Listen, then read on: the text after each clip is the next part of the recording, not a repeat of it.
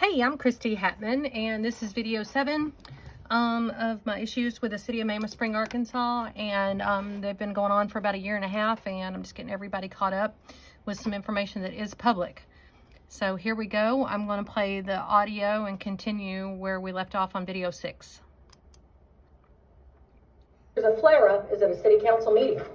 But as far as putting boots to the ground and working towards some resolution, nobody's coming by. I take that back. Kyle came by, Adam's been in touch, and the other councilman responded to my phone call, and I appreciate that. Kyle did come by.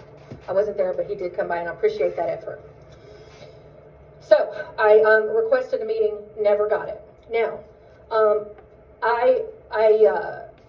also at the last meeting, Kyle, you mentioned that an elderly pedestrian was walking out the street because they could not get down my congested sidewalk. So the shortest distance between 2 points is a straight line, so I did some measuring. If you park across the street at Washam's and you walk into Fred's, that's 35 feet. If somebody even drops her off at the end of my store to go into Fred's, that's 60 feet. And if you park way over here, which is the nearest parking spot, that's 100 feet.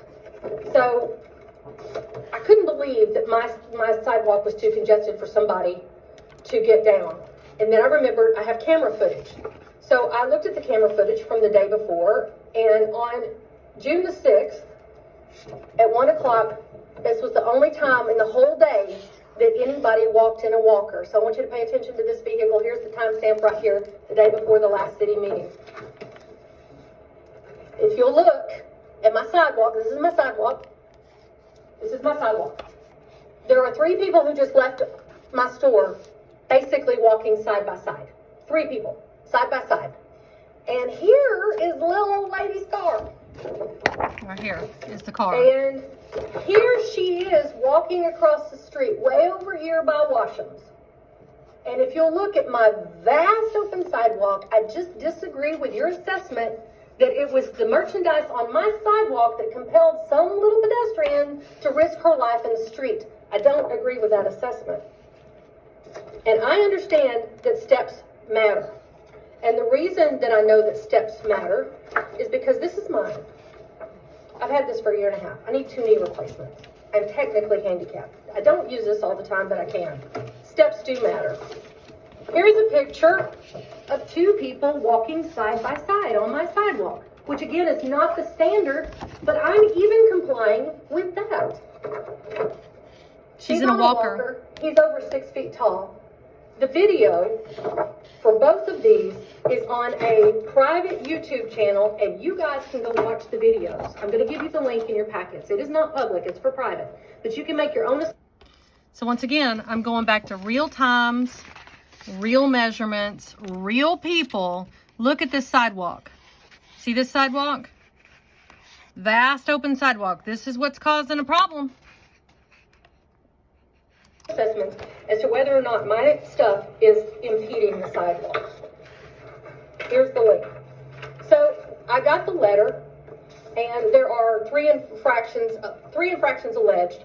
Main Street sidewalk is difficult to navigate, but you've seen the photographs, handicapped people walking side by side, and the video on YouTube. The second violation is the ADA violation, and I have that here, that you have to just have an open path of travel. And the third violation, that I was in violation of city ordinance 9-4-01. Did anybody read that ordinance before saying I was in violation of it and I got a mean letter? Did anybody read that? Because I'm going to read it to you.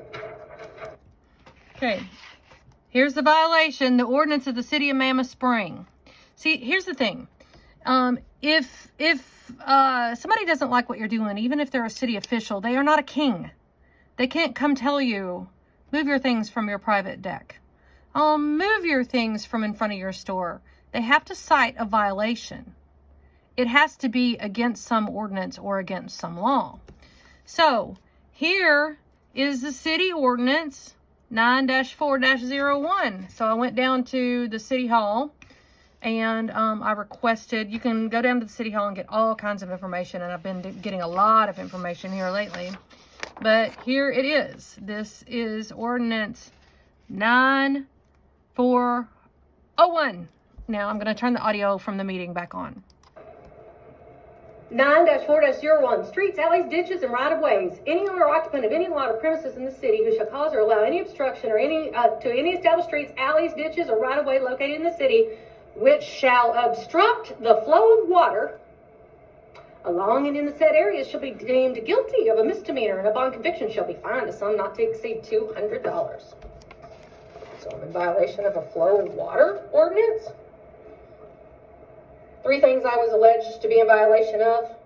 But number 1, I will argue my sidewalk is navigable. Number 2, the path of travel is not obstructed. And number 3, my wares are not obstructing water. Bill Tom, you live literally 1 block away from my house. And on June 2nd, you sent me this letter. It was not even postmarked until June the 4th. And in that letter, you gave me a 10-day deadline to comply. So it was postmarked June 4th, mailed 2nd, and you mailed it with a stamp. With a stamp. You gave me 10 days to comply. And in that letter, you threatened me with a civil suit, an order authorizing the city to come take my inventory, to bill me for taking my inventory, and you threatened charges to be filed by the Fulton County prosecutor, and you used a stamp. So the next time you want to threaten me, I'm going to take that personally. And I'm going to request that you sign its signature confirmation because I will sign it. You received it, didn't you? I received it on the 7th day, and it left me 3 days to comply, and I was out of town. But I still got the letter down here on June 12th that to this day, no one from the city, you haven't responded to me, and no one has come to visit me. You did not send a letter to me, you sent one to the city. And Okay, now that's where the city attorney said I didn't send a letter to him, but we saw it earlier, and I'm going to pull it out again. I hand delivered it on the 12th. Give me just a second.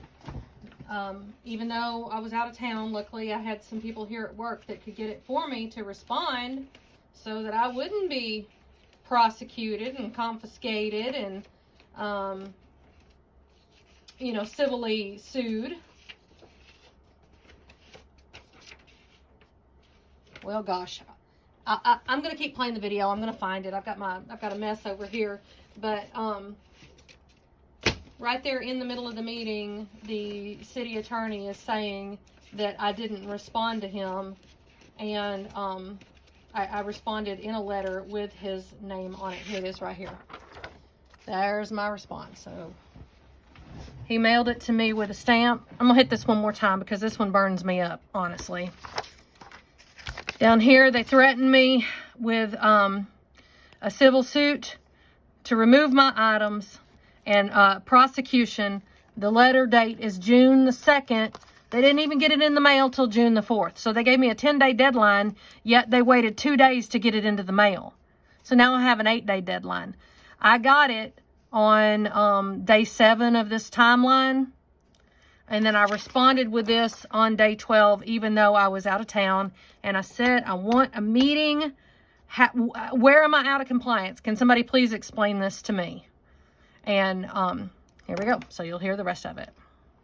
the information you asked me to respond to, we cited in there, the city ordinance, which I understand you argue doesn't apply, and the state code is also referenced. Okay. You wanted to know which they're in the header. Okay, this is the first response that I've gotten saying that, and it's 2 months later. Because it was in the letter, Christie. Okay, I'll ask you to explain to me how I was infracting on the flow of water. You want to know what ordinance number and what statute, and both of them were cited in the letter. Okay, I'll just let you guys read what the letter where I replied, where I asked. Okay, so there it is in black and white. Alrighty. And now stay tuned for video number 8.